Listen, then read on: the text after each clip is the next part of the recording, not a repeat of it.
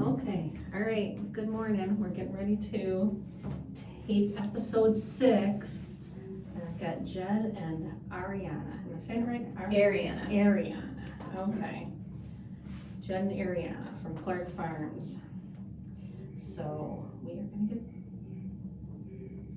ready to tape here. And, okay, Arianna, I'll have to remember that. My niece is Arianna. Yeah. So I wanna say Arianna. Yes, it's okay. People say my name wrong all the time. I'm used to it. I want to get it right. All right. Okay. Thank you for joining us for this episode of the Good Bites radio show. This food focus show highlights the people that bring delicious food to us, some of the food happenings in Northwest Indiana and beyond, and the ways that food brings us together.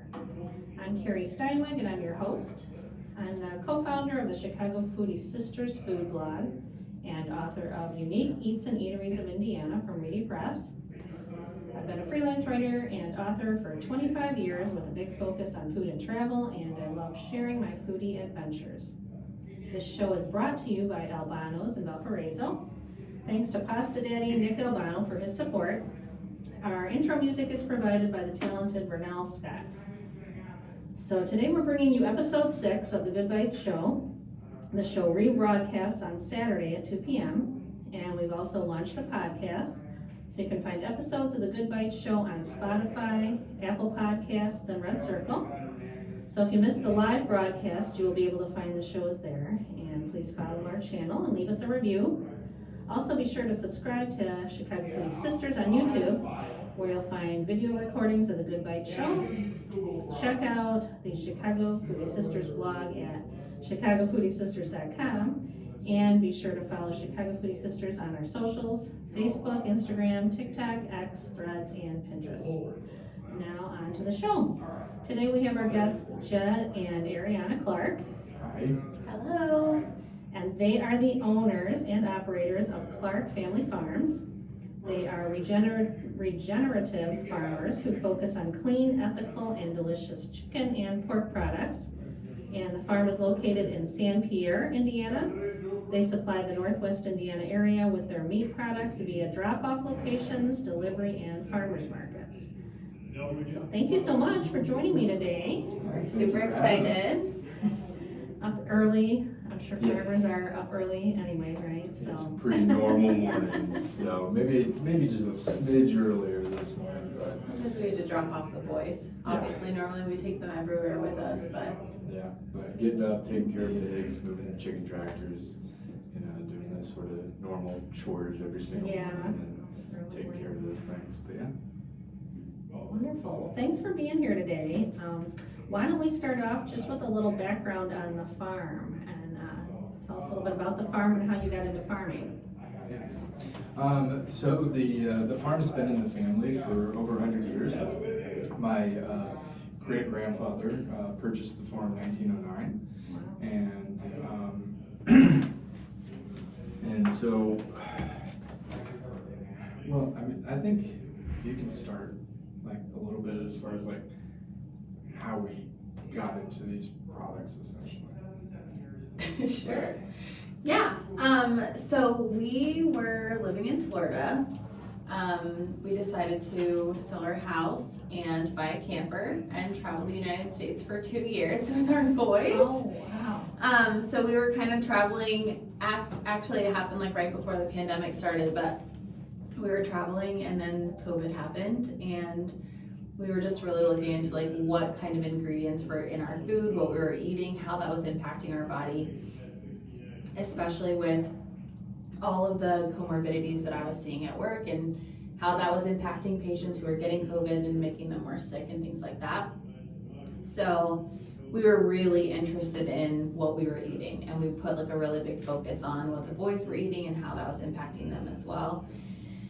And I don't know, I think that's like when the whole, like our generation started like that homesteading movement. I think it became a lot more popular, and it was just something that we were really interested in trying to do. And we started looking at labels, right? What do labels mean? Mm-hmm. When you really dive deeper into the USDA descriptions of these labels, like pasture raised, free range, fresh never frozen, these sort of things.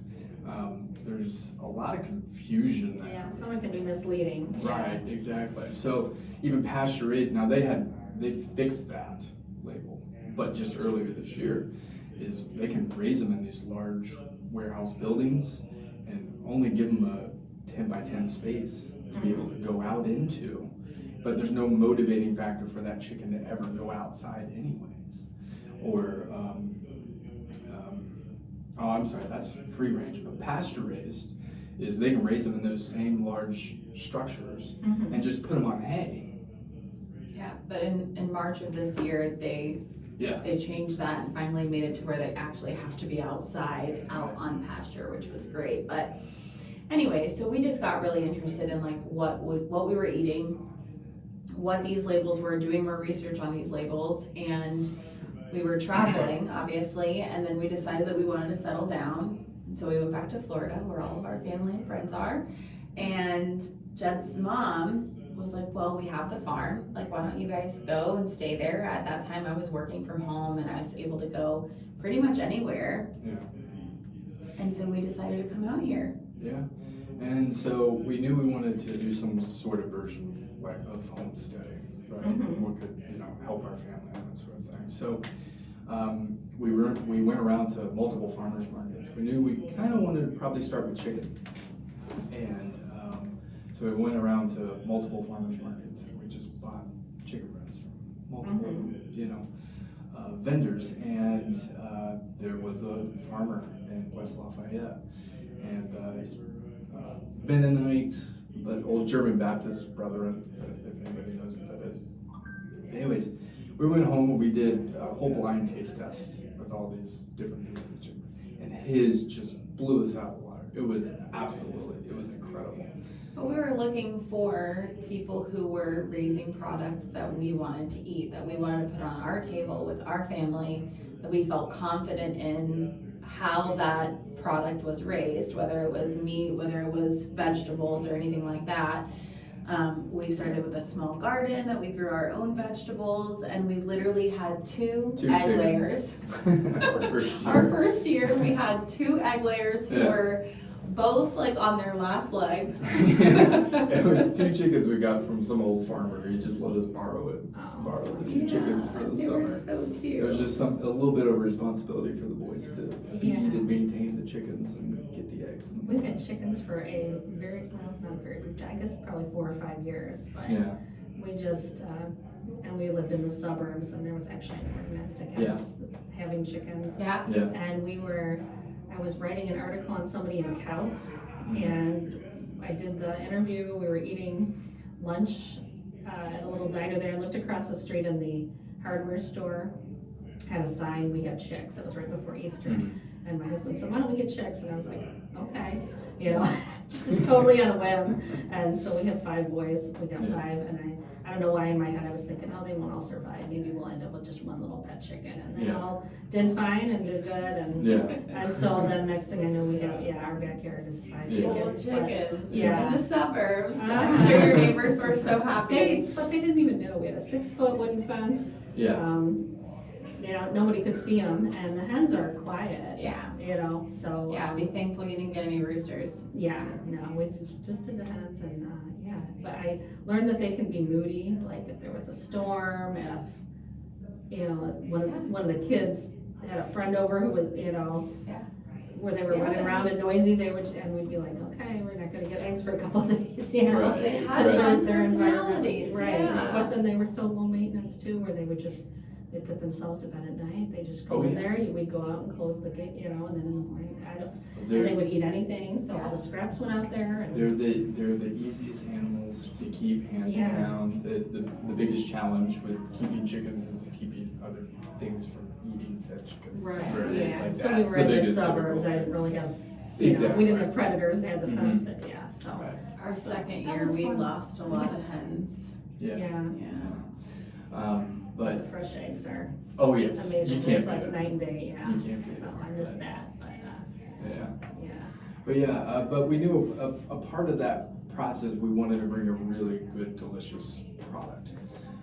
to the market. So I went back to Brother Rodney that next week, and I told him what I wanted to do. I told him I wanted to, start my own farm. I'm completely upfront and honest with him, and I said, I'd like to work with you. I'd like to learn from you.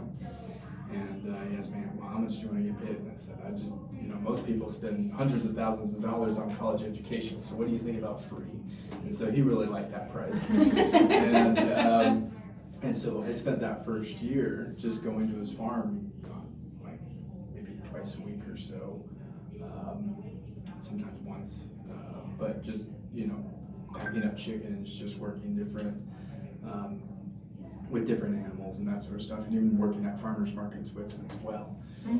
And so just learning that process through him, right? Being able to go out into the pasture and just see what he's seeing. He would literally just go out there and he would just sit in his field and he would just look at the different types of bugs, that were just crawling around, and that would tell him different things, about what the state of his pasture is. And so, long journey there. We got involved with the regenerative movement because he was a part of that. He was utilized. Can you explain a little bit more? What does that mean exactly? So, let me start this by saying I don't speak negatively on like any other farmers whatsoever. We all work very, very hard. But with regenerative farmers, what we're focused on is restoring the land, regenerating the land. We're trying to work with the elements, not necessarily against it. So a lot of the farming that you see is they're having to put fertilizer on there, pest control, a lot of different sprays and that sort of stuff, and they're constantly having to put back into the land because they're constantly pulling out. And so what we want to do is we constantly want to be adding back into the land. And so that's... And evaluating the land to work with it to, like, it was such a cool concept a couple of years ago when you were studying like our orchard and the trees and seeing those, what are those bugs called? Oh, the Japanese beetles. The Japanese beetles, and then like learning why the Japanese beetles were attacking our apple trees or our peach trees or our pear trees. And it was really because they were trying to help the trees. Because there was too much like nitrogen in the soil. I'm not a farmer, so I don't know. But it's a really good story, a really good example of what that is. So I went back to Brother Rodney and I said, we're getting annihilated by these Japanese beetles in our apple orchard. And so he asked me, are they chewing or are they sucking? And I'm like, well, they're eating the trees, basically. So they're chewing because they were just eating all the leaves off of the trees. And he said, you have way too much nitrogen. What was on the land there before the orchard? And I said, well, I don't know. But I went back and I had talked to my mother. And that's originally where they had kept their egg layers back in the day, 100 years ago when they set up the farm. That's where they had all the chickens. So you had this large amount of nitrogen in that piece of soil. So what was happening was the trees were pulling up the nitrogen and putting it into the leaves. And then the Japanese beetles were coming and they were just eating the nitrogen off the leaves. They weren't doing anything different than what God created them to do. That's just what their purpose was. So we utilized a product called Phase 2, which is an organic, it's categorized as an organic fertilizer. But what it really does is it's bringing the nitrogen down or the nitrogen up. It brings the soil into balance, essentially. It's a fish meal supplement. It's liquefied fish guts. It's disgusting to spray it out, but it does wonders. So we've been using that for the last 3 years now, and we don't see Japanese beetles anymore. But I just think it's so cool because people don't really, like you asked, people don't really understand what regenerative farming is, and neither do I. I'm a nurse, not a farmer. But just hearing that story about how, the beetles, to us, we were super frustrated because you're messing with our fruit, you're messing with our trees, and we really want, my kids love peaches, And everybody's advice was dump chemicals all over it. Yeah. Take this, these crazy substances with all these big warnings on them, spray them all over the things that you're... And then what, eat it? Yeah. Absolutely not. And then you're also killing these beetles that literally are just trying to help you. They're just Yeah. trying to help the Yeah. plants and the soil like be back into balance. It's just an example of like in health, for example, how we have all these symptoms, and symptoms are just like an outward sign of a root cause problem in your body. Yeah. But we don't treat root causes, we just try to treat the symptoms. And that's not how life works. Right. So, Yeah, well, I'm gonna ask a little bit too. Yeah. You mentioned patients and work, and so yeah. you're outside of the farm. Tell us what you do. I'm a nurse. I just recently transitioned into labor and delivery back in February, but for the last like 8 to 10 years, I've been working in like a PCU, IMCU, cardiac kind of role. So during COVID, I was focused in COVID units pretty much the whole 2 years. Mhm. So I got to see a lot of that, but we definitely, like our family, spend more time focusing on like diet, nutrition, holistic ways to manage things. We like to look for the root cause of problems.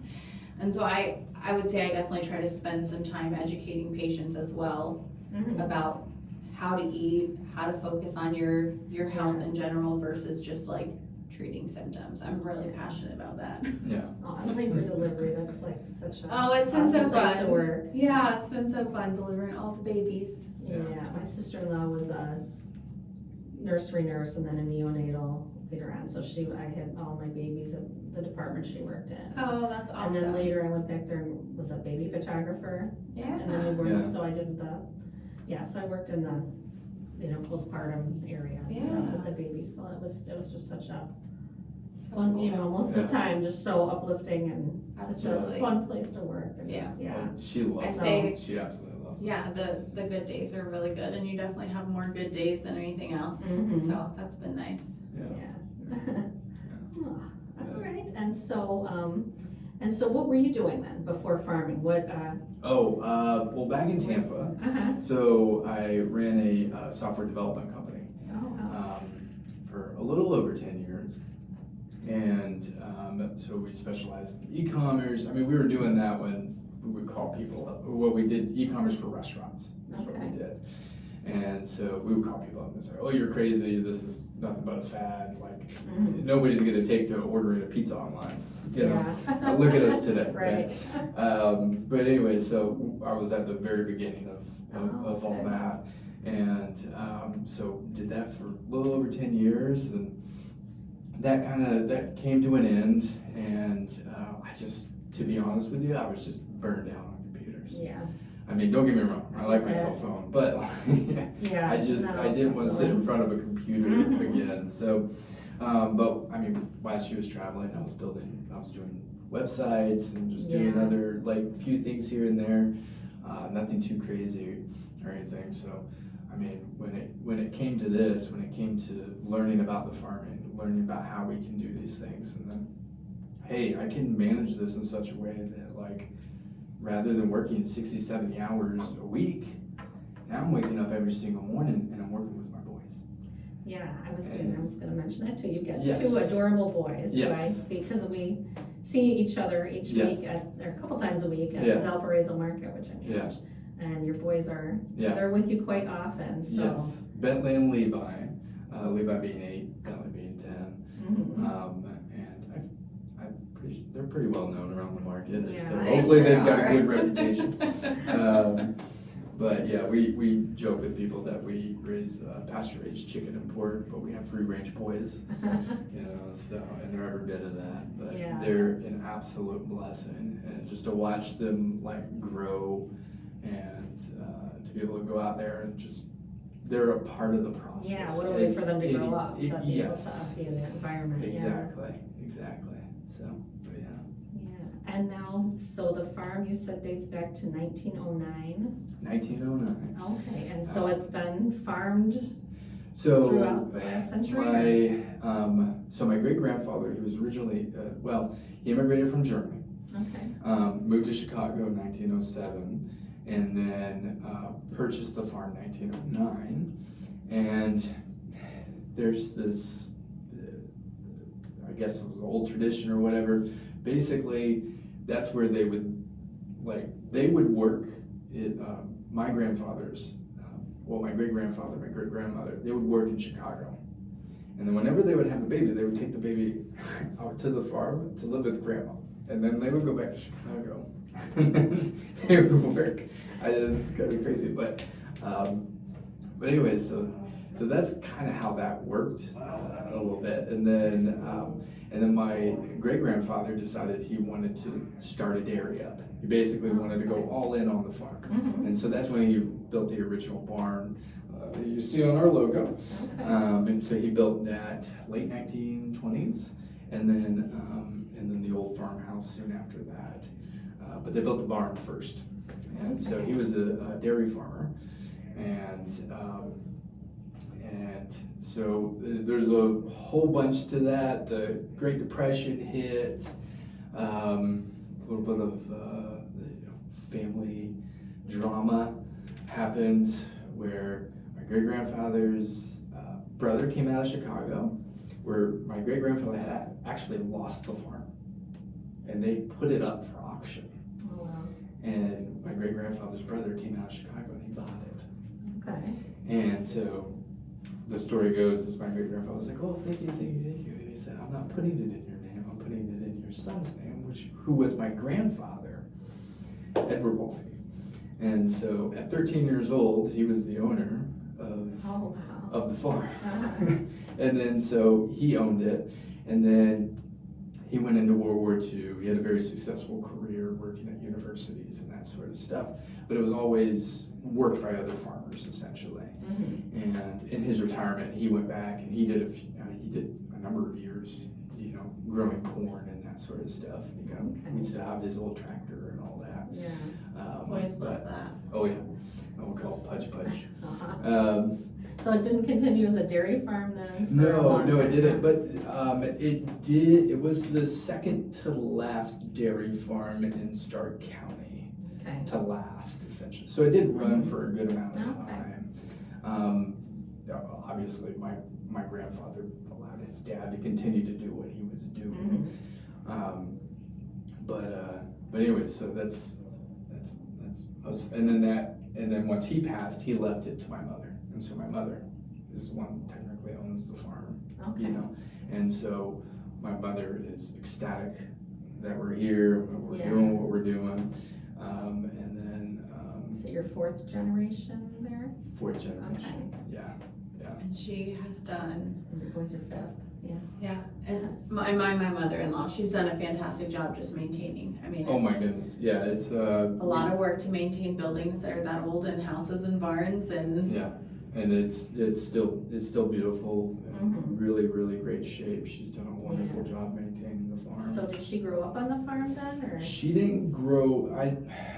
No, I think so your grandfather was in the military. Yeah. So they spent a lot of time traveling. But she has old memories of being there on the Yeah. farm and like being up in the hayloft, putting hay up there and that sort of stuff. But Okay. but so Wow. Yeah. Yeah, that's so interesting. Back to being farmed full time then, huh? Because Yeah. it was kind of, you said, would have been other farmers using the land and the Mhm. family was Yeah. kind of there back and forth Right. occasionally, huh? So. Yeah, I joke with some old farmers that joked with me because they'll stop by because they knew my grandfather. They're like, he's rolling around in his grave right now, the fact that you're out here doing what you're doing. Yeah. And those old time farmers, they just think it's just fantastic that we're back. And we're, they don't entirely understand what we're doing. Yeah. Because they're all corn and soybeans, Yeah. Yeah.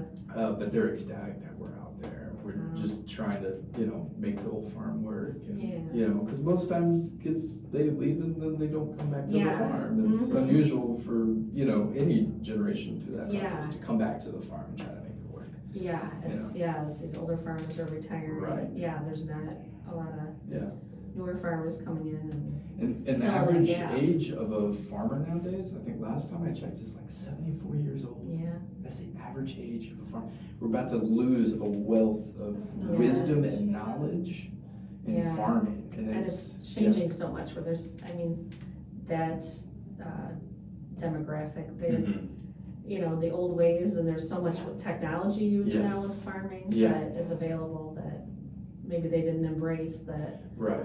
so it's just kind of Right. a whole new Yeah. world with farming, so. Yeah. And for those who were taping here in Valparaiso, so for those who aren't familiar with San Pierre, give us a little sense of where that is from Valparaiso. It's not too far, but. Well, if you go down 421, blink and you miss it, little San Pierre. It's about 35 minutes south of Yeah, here. about So 35 down minutes. 421, so between, Right, It's- just south of Knox.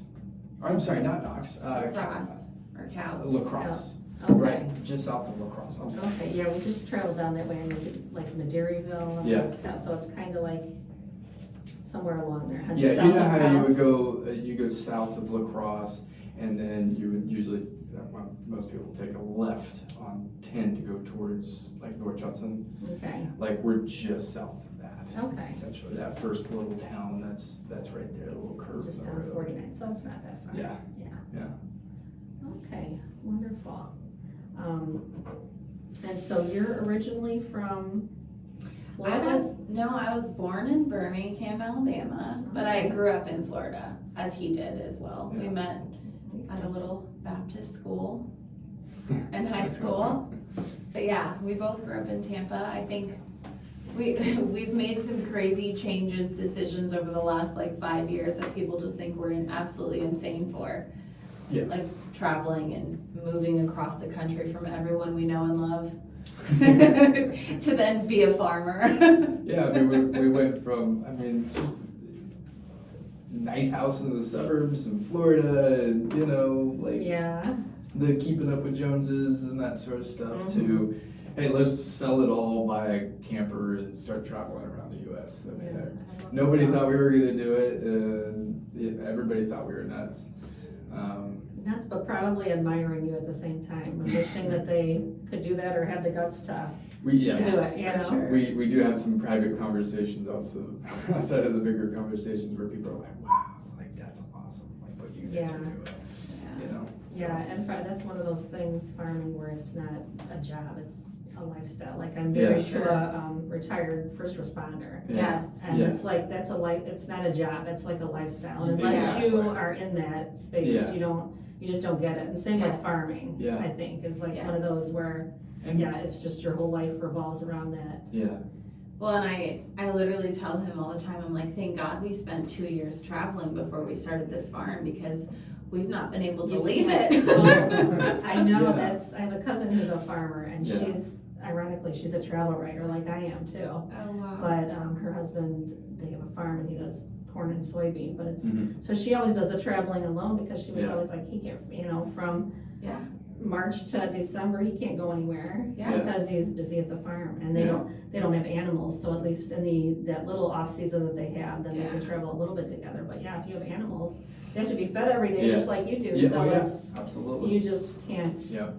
Leave. Yeah. Yeah. You can't just be gone for can't long. leave. You can't be gone for long. We have been blessed by his sister and his parents. They'll come out to the farm occasionally if we do need to go somewhere for like a conference that we've been to or that Yeah, we kind go of to the thing. APA conference like once a year, which is Mhm. American Pasture Poultry Producers of America. It's a huge collection of regenerative farmers focused on poultry and other animals, but primarily poultry. And so we do that once a year, but yeah. That's a lot of- pretty much the only time Jed has left the farm in the that's last 3 years. the is closest to thing go- to a vacation You go to that I conference. get. But no, yeah, most people think it has to be incredibly difficult to have that freedom to be able to go wherever you want, for the most part, and travel around the U.S. And now you're stationary, but like, we love what we do.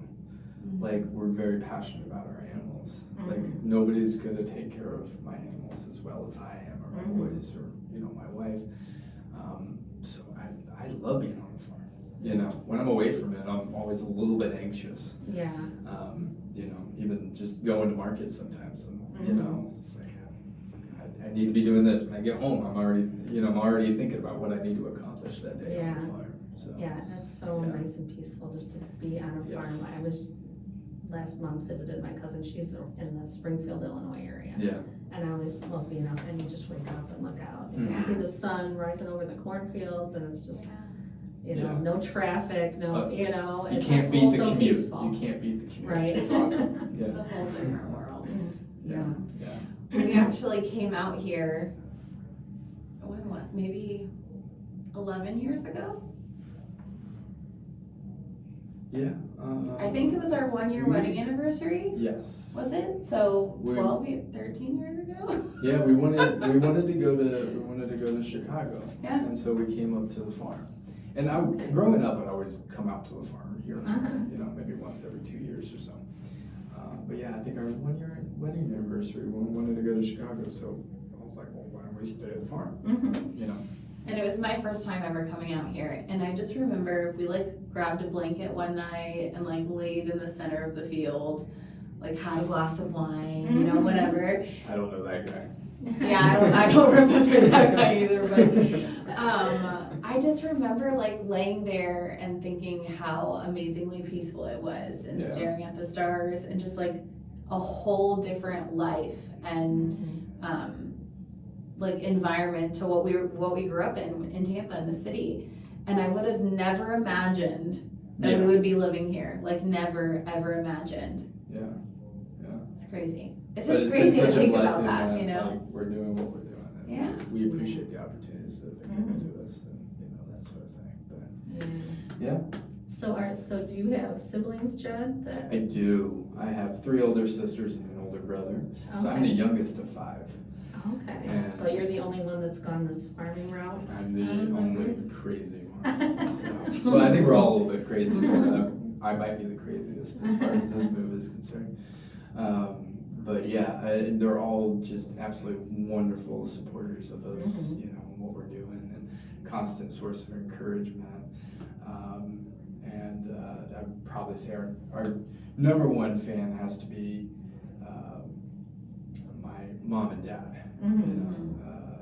You know, my mom with, you know, everything has to be pristine and everything's been well kept, and it was, you know, the farm has always been beautiful, and she's kind of had to adjust her view that, okay, now it's a farm, you know, it's an operating farm, and she's Taking it all with grace. Taking it all with grace is the best way to put it. And then my dad is he's been such a big like supporter as far as like you know, helping us do research, finding, you know, the best people to talk to about making this change, trying something a little bit different, or, you know, making that next step, and a constant source of encouragement, you know, with what we're doing. It's just been, the family has been important, even though, because that's been hands down, been the biggest struggle, is moving away from every, you know, family member, every friend you've ever had. And not to say that we haven't been blessed with a wonderful community around us, you know, but that's probably been one of the biggest struggles, is like we're moved away from everything we've known. You know, and I met your dad before I met you. Oh, yeah. Because he makes an impression. like on the people. season before, I think you guys were at the market. Yeah. He was going around to the markets and just kind of checking things out. Yeah. And, you know, asking questions about and just kind of getting the feel for the markets in the area, and you know, if it would be a viable spot for you guys. Exactly. And, I think you've probably met his mom, his dad. Yeah. You probably met my mom. Yep. She's because they've been at the market helping out. Our family, I mean, just even though they're so far away, they're so supportive of us. Yes. We wouldn't be able to do it, that's for sure. Yeah. Without If our they weren't families. cheering us on and just being encouragement to us. And, you know, even a little bit here and there, they come out and they help us out, do farmers markets. I know, with that's us, amazing that for they're in us. Florida, and and I'll walk Yeah. over to the booth at the market, and your mom's there, or you had your Yeah. mom with you there one time. And the boys, and so that's so cool. It's a family affair. Yes, Absolutely. exactly. Yeah.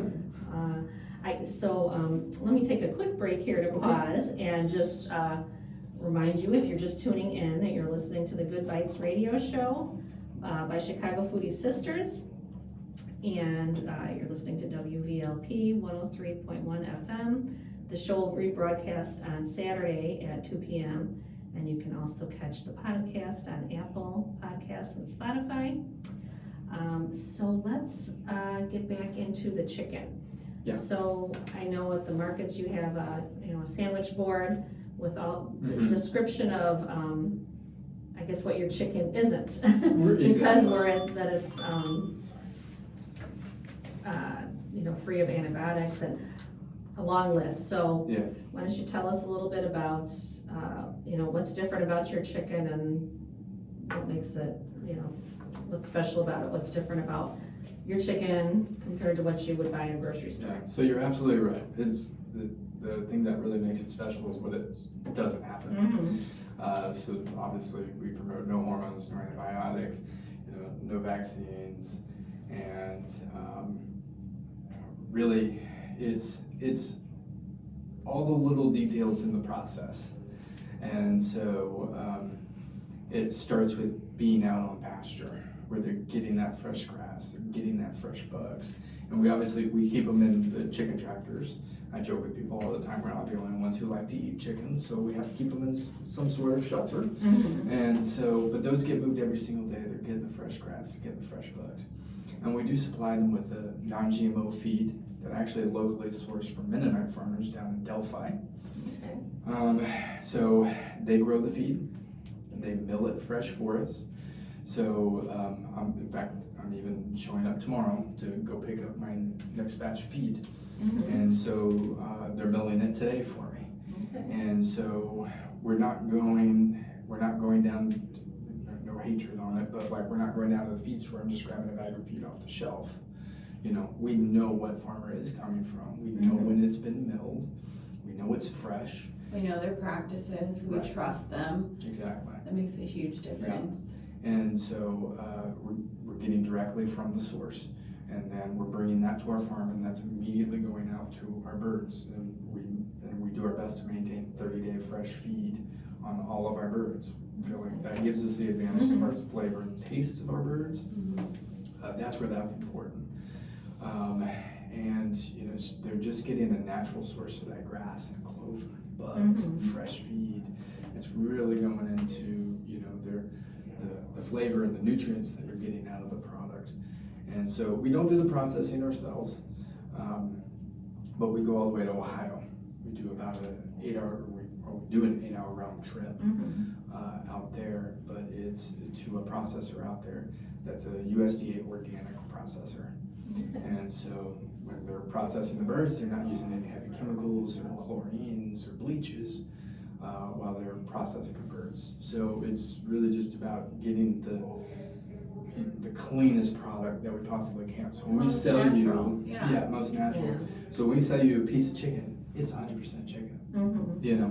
It's not been soaked in bleach while it's being processed. Exactly. And even I remember, like earlier this year, was talking to a nutritionist, and I was saying that I eat a lot of chicken, and she said, she said you might want to watch how much you eat of that, because she said the stuff in the store, she said they pump it full of like sodium water, so it's very high in sodium. And I'm thinking I'm eating chicken. It's it's a good thing. And she said, well, it's good, but she said limit, because she said your sodium level will go, the amount of sodium in it when you buy it in a grocery store at a Sam's Club, and and I didn't realize that was a normal practice.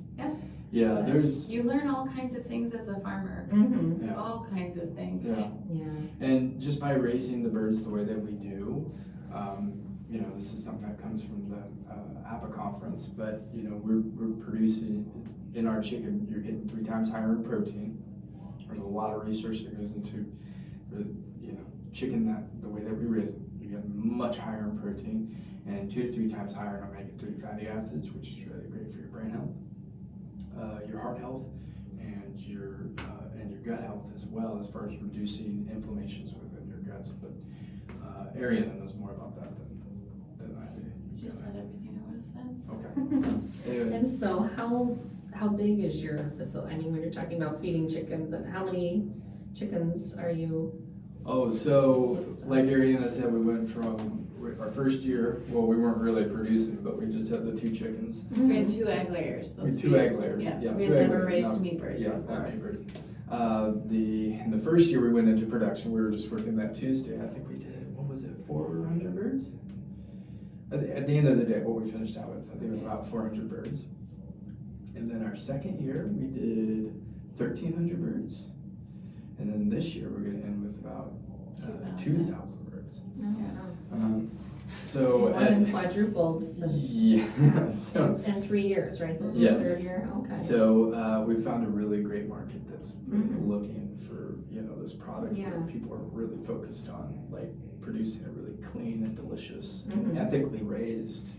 Well, there's just been animals. such a huge movement into like what is in our food, what are we eating consuming on a daily basis. I mean, just in everything in general, how is what we're putting on ourselves or what we're putting in ourselves affecting how we're living, how we're Yeah. feeling.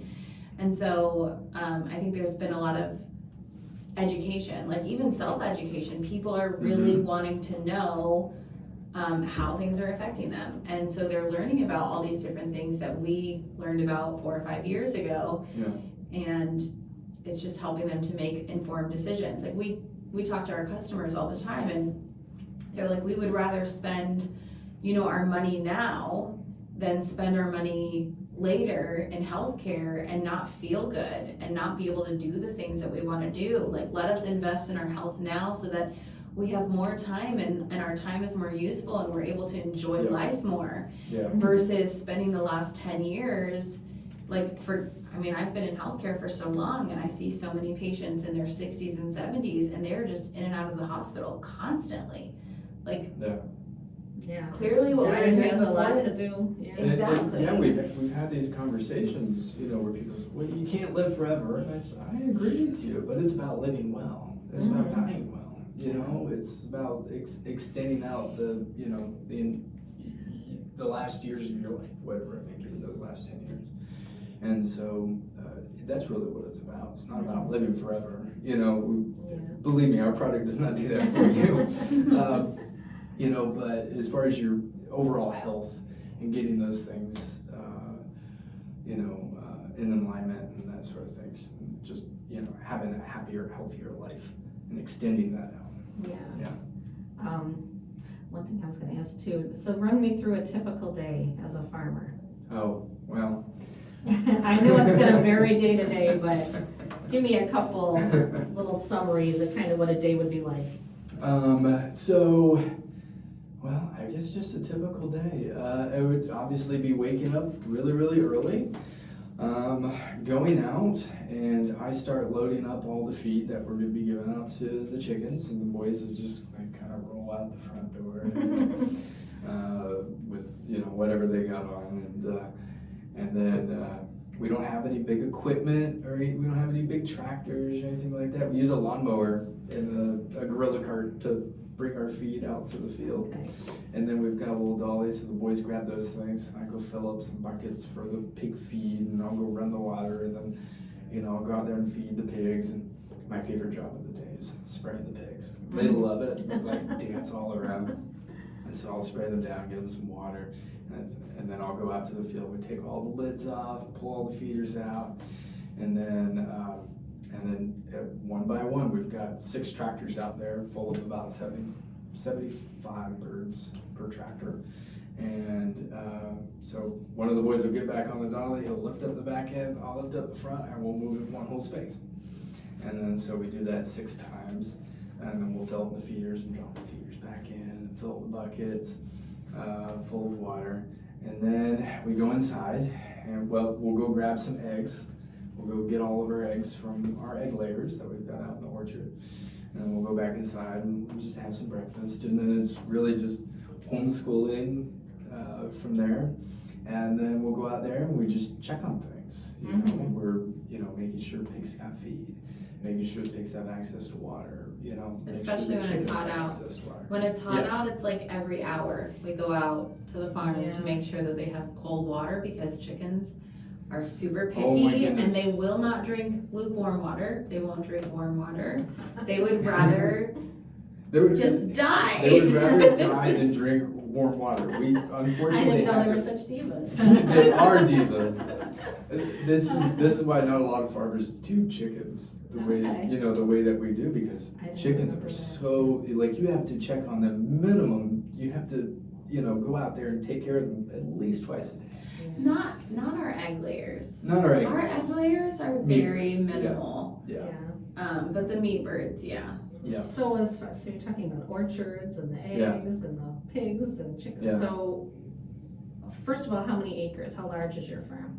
So the whole farm is about 170 acres, Okay. but we really, honestly, we only work about 4 acres of it, and so we're continuing to expand on that, like as we need things. But I mean, we were able to raise at least on just the land that we've had, we've done what, 8 pigs? 8 pigs this year. So far this year, and We'll finish off the year with our 2,000 birds. I mean, that's not 2,000 all at once, but we'll get like a batch of 500. Yeah.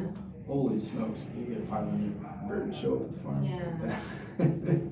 It's a lot of birds. Yeah. And what else are you growing? And I'm guessing that's just kind of for your own use, the orchards and whatever produce you grow. So my It's just for mother-in-law yourself? planted, we have a variety of apple trees, peaches, pears, and plums. And she's just like progressively planted those trees throughout the last, Right. I don't know, 15, 20 years. Yeah. And so we enjoy all of that fruit. Yeah. And then we were doing a garden ourselves, but we have not done a garden in 2 years because we had just been so focused on raising all these animals and learning new skills. I mean, there's so much to learn, and we're continuing to grow. And so when we grow, we've got to figure out, okay, how can we utilize our time? What kind of resources can we use to better improve this or make this, more efficient? Or how do we improve outcomes? Things like that. And so we've had to really scale back on things for our own stuff. And then also, obviously, we have the boys, and homeschooling is continuing to get a little bit more time intensive as they get older. So spending more time there, as well as trying to use our time intentionally. And then just the whole business side of things, marketing, trying to get in front of people. Right. Find out Wear a lot of hats. Exactly. So we're literally doing it all. Yeah. So. And neither one of us has a degree in marketing. And that is like the biggest part of owning a business in general, especially a small business, is just trying to get people to be aware of who we are and what we're doing and why it's valuable. But we've also been blessed immensely where there's people in our family that have experience with marketing. We have customers who love our product. Yeah. We have a history in marketing for larger corporations and that sort of stuff. So, we try to source. Piece it all together, huh? Yeah, like we're not like, we don't have everything figured out, right? We're not this island of like wealth or knowledge and everything. It's like we know that we need to find the best and the smartest people to help us solve these sort of problems. And I think that's where kind of like my tech background kind of comes from. And that tech industry is like, nobody's perfect at everything, so you just try to get in touch with the best people that you can to be able to help solve your problems. And so, I think that's where kind of my best skill sets were when it came to tech. So, and solving those sort of problems. And I think that's where it translates really well for me from tech to farming, is I'm just solving problems. I'm not doing anything different than I was doing back in the tech industry. I'm solving problems in a different way. But I'm out there, it's an enjoyment. But And so, so you started out with chicken, and that's been the big focus. But then you've added pork this year. So we started raising pigs last year. Trying to just find the right pig and try to do things the right way before we started selling it to customers, obviously. I have learned since that I am a pig lover. I had no idea that I would love pigs so much, but they have such a fun personality. I'm a pig person. Yeah, I try not to talk about pigs too much because I really do love them too. Obviously, we have to raise pigs for a purpose and that sort of thing. But we really do have a heart for all the pigs that we raise, and it's been an enjoyable process. But we utilize a rotational grazing with them, so they're constantly getting new land, where they can eat different plants from pasture and that sort of stuff, and they're rooting up and they're digging up bugs. I mean, the last batch of pigs we had, there was one morning I thought we lost all our pigs. I was like, where'd our pigs go? And I walked out there and they had dug like a 4-foot hole and were laying down in it. So they'll rip up a piece of pasture, no problem, just to get to some bugs. But yeah, I mean, so they're getting, and then we're also sourcing that same high quality feed that we do for the chickens. They also do feed for pigs as well. So, so we're maintaining that high standard there. And then we do also go to a USDA organic processor down in Colfax, Indiana,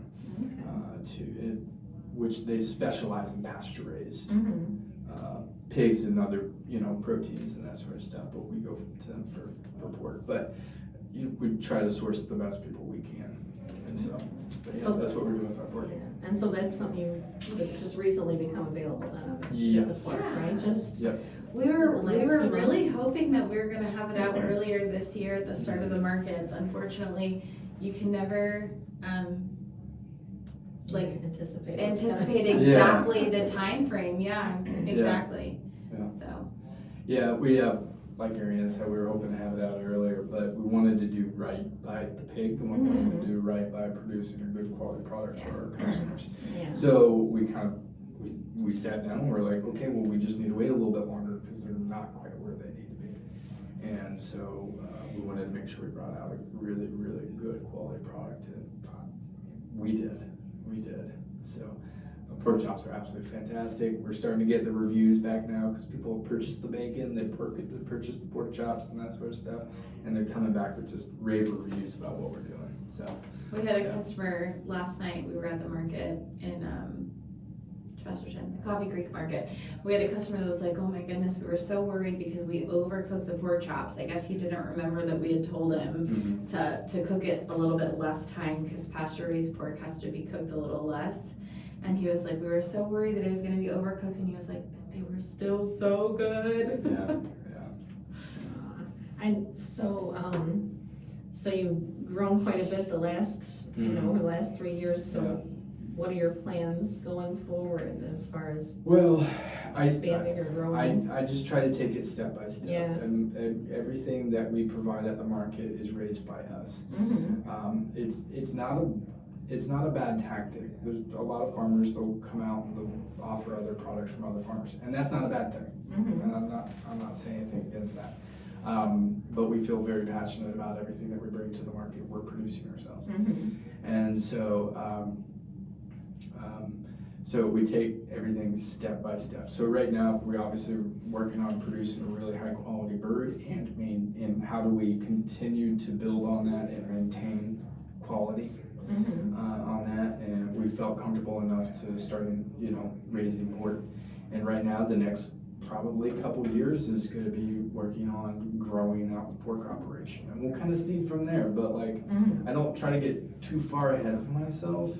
Obviously we want to get into other proteins and that sort of stuff, but right now is continuing. We know we can produce a really tasty, nutritious piece of pork, and so how can we continue to scale that without affecting that same quality? Will be the ultimate goal here over the next couple of years. And then once we feel like we're in a good place with that, then we'll move forward with whatever that next protein may be. Yeah. And so as far as the products you have available now, Yeah. give me a rundown of all the things that are in your coolers when you're at a market. All right, we've got chicken breast. Yeah. We've got chicken tenderloins. Yeah. We've got chicken wings. We sometimes have drums, sometimes we don't. Right now we do not. We sometimes have quarters, but right now we do not. We have bone-in, skin-on chicken thighs, boneless, skinless chicken thighs.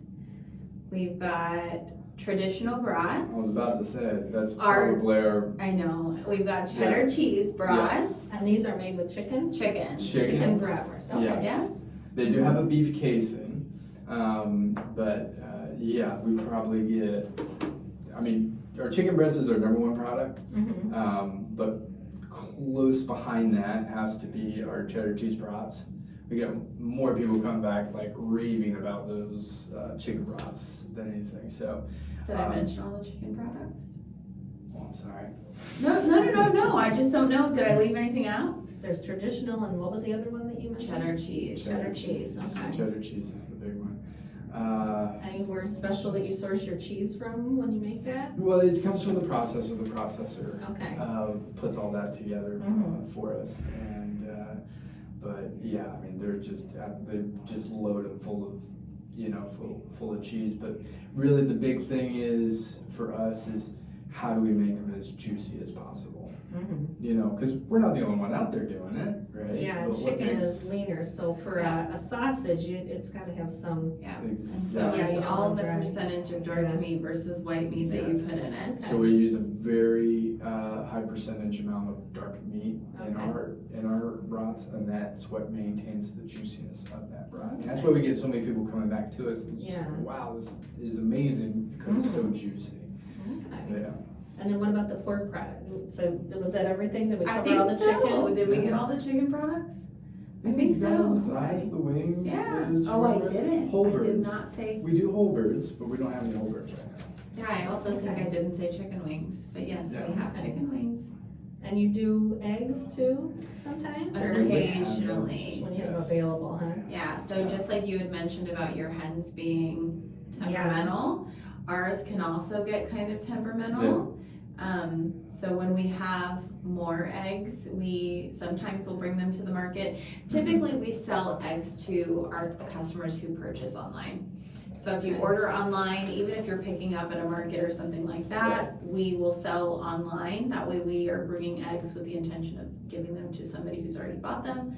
Yeah. But otherwise, we eat them a lot. Mhm. We eat a lot of eggs. Yeah. Eggs are an amazing source Big of part protein. of our diet, Yeah. when it comes to the farm.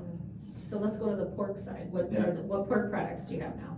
Well, right now it's limited because we're doing few pigs, so it's just kind of limited to we've got Boston pork butt roast. We've got unseasoned ground pork patties. What am I missing? Bacon. Oh, bacon. I'm sorry. And it's Can't think about uncured bacon. bacon, Yes. so it's not cured with any nitrites or nitrites. They use like a celery to cure The the celery bacon. juice or celery powder, I think Yeah. it is. But yeah, it's not that it's not cured, it is cured, it's just not cured with nitrates, which is why it's Okay. considered uncured bacon, Okay. Yep. essentially. And then there's Pork chops, chops, which are obviously. absolutely fantastic. They're really, really good. So when we got those back, we fired those up real quick, and Yeah. even the fat will just melt in your mouth. Yeah, they're really, really good. And you do some dog treats too, right? We do. So we mainly just do chicken feet, and then we do chicken livers, Okay. but we don't add anything extra to it. We dehydrate them, and so we don't add any salts or any preservatives or anything like that. We just kind of want to maintain that sort of high quality that you expect out of purchasing chicken products from us. We want to maintain that high quality product for your pets as well. We actually started to like avoid, waste with our own chickens and Yeah. things. So we started giving them to our dog. Her name is Gal. She is our mascot. Yeah, And just realized how much she loved it. yeah, And so we're like, okay, well maybe other dogs will love it too. absolutely. Well, we're getting close to, I can't believe our whole hour is. I know, that went by really fast. I was so Yeah. nervous. But, I get talking, I'm sorry. yeah, no, that's great. I loved learning about it. I'm sure the listeners will enjoy learning about all that too. And wanted to wrap up by reminding us where people can find you and find your products. Yeah. And So online. we are at the Tuesday and Saturday market in Valparaiso. Valparaiso. We are also in Crown Point on Saturdays, and we are at Coffee Creek on Wednesdays.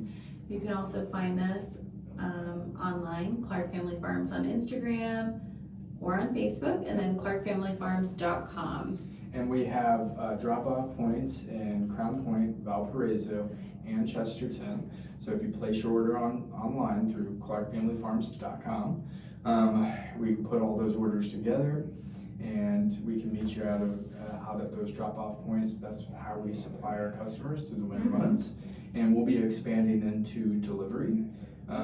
We don't have that exactly nailed down just yet, but hopefully I'll have that here soon. If you went to our website and signed up for our email list, that's where we give all our customers updates, what's happening with the farm, what what products are back in stock, or what new products we have, or what's happening at the markets, or those sort of details, or where we're going to be expanding delivery, or new drop-off points and that sort of stuff. Yeah, are the drop-off points, are there specific places, or does it kind of change? So in Crown Point, we have a drop-off point at Great Harvest Bakery, right there off of, I think it's Broadway. Mm-hmm. And here in Valpo, we have a drop-off point at Island Nutrition, Okay. where most people know where that's at. And then there's a little microbrewery in Chesterton, and I forget the name of it right now. I apologize. But it's on there. Yes. Okay. Yes. And so that's where our drop-off point there is in Chesterton. Great. Yeah. So head to Clarke Family Farms, yes. Yep. and check them out online and stop and see them at one of our markets. Yeah. So thank you very much. And you can always come to the farm too and just make sure we're doing what we say we're doing. We always love it when customers come out and visit with the farm. Okay, so you can come out and pick up your products and see where all the action's happening. So. Yeah. Wonderful. Well, thank you so much for joining us today on the Good Bites Radio Show. This is Carrie Steinway with Chicago Foodie Sisters. Today we had Jed and Arianna from Clarke Family Farms. And thanks to them for being here. The show will rebroadcast on Saturday at 2 p.m. And follow Chicago Foodie Sisters on Facebook and YouTube to see videos of our interview and catch the Good Bites by Chicago Foodie Sisters podcast on Spotify and Apple Podcast. And have a delicious day.